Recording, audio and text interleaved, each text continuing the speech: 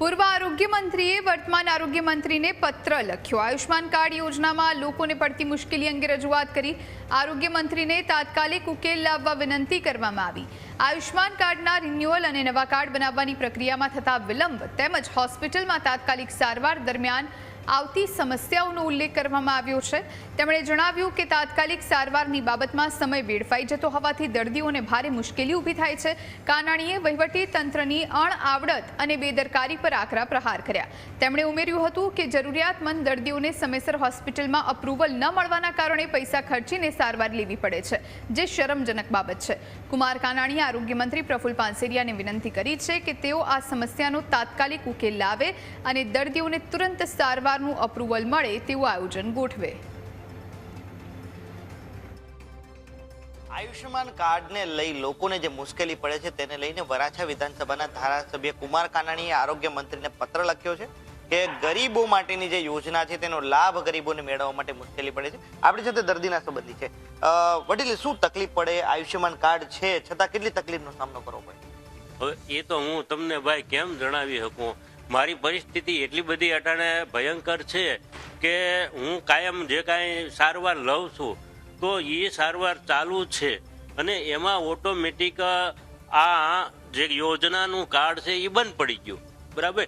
હવે એ યોજનાના કાર્ડ માટે મેં દાખલો કઢાવી, જે આવકનો દાખલાની જરૂરિયાત છે એ મેં કઢાવ્યો, પણ એ દાખલો જે સબમિટ કરે છે હોસ્પિટલ વાળા તો એને ઓલું કાંઈક એપ્રુવલ માગે, ફલાણું માગે, ચાલુ થતું નથી। તો આ જે ગરીબ દર્દી છે કે ભાઈ હાલો અમે 5 દી હજી સારવાર કરાવશું, પછી અમારે ક્યાં જવાનું ભાઈ?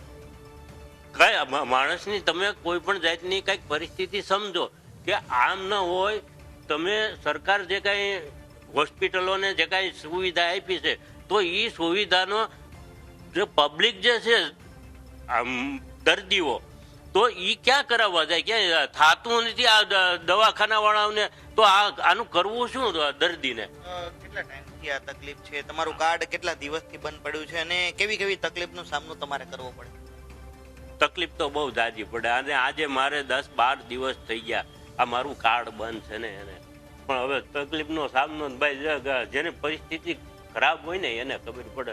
તમારી જેવા કદાચ 5 સારા માણસો પૈસા વાળા હોય ને તો એને તો શું હોય? સરકારને હું એટલું જ કહું ભાઈ, સરકાર કે આ જે કાંઈ યોજના કરી છે તો લોકોને ઉપયોગી થાય એવું તમે આયોજન ગોઠવો કે જેથી કરીને દર્દીઓને લાભ રહે અને હેરાન ન થાય। બીજું કાંઈ મારે નથી કહેવાનું કે તમે જે સરકાર જે લાભ આપે છે તો એ લાભ લઈ શકે પબ્લિક। તમારી જેવા કેટલા એવા લોકો હશે કે જેને આવી તકલીફ પડતી હશે ને જે આ તકલીફમાંથી પસાર થતા હશે?